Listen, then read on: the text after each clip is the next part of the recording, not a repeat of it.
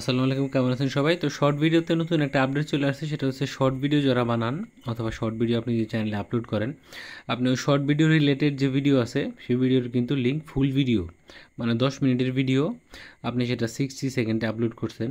তো পুরো ভিডিও দেখার জন্য একটা লিঙ্ক কিন্তু সেট করে দিতে পারেন। এতে আপনার চ্যানেলও গ্রো হবে, সাবস্ক্রাইবার ভিউয়ার্স দুইটাই বাড়বে এবং লং ভিডিওতে ভিউয়ার্স এবং আর্নিং দুইটাই বাড়বে।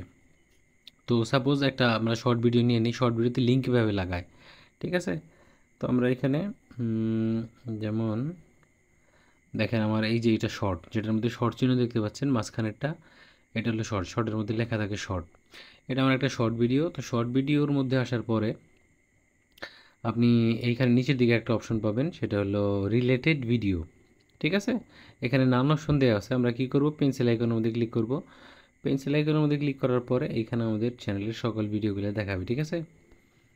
একটু ছোটো করে দিই। আমাদের চ্যানেলের সকল ভিডিওগুলো দেখাবে। তো আপনি যে কোনো একটা ভিডিও এখানে দিয়ে দিতে পারেন। সাপোজ আমি প্রথম একটা সিলেক্ট করে দিলাম যে কোনো একটা ভিডিও দেখানোর জন্য। দেখেন এটা কিন্তু চলে আসছে আপনার। আচ্ছা, আমি একটু মার্ক করে দেখাই। এটা কিন্তু আপনার চলে আসছে সহ, how to schedule video on Facebook profile, মানে টাইটেল সহ। তো এখন আমাকে কী করতে হবে, উপর একটা সেভ বাটন আছে, সেভ বাটনের মধ্যে ক্লিক করতে হবে, ঠিক আছে?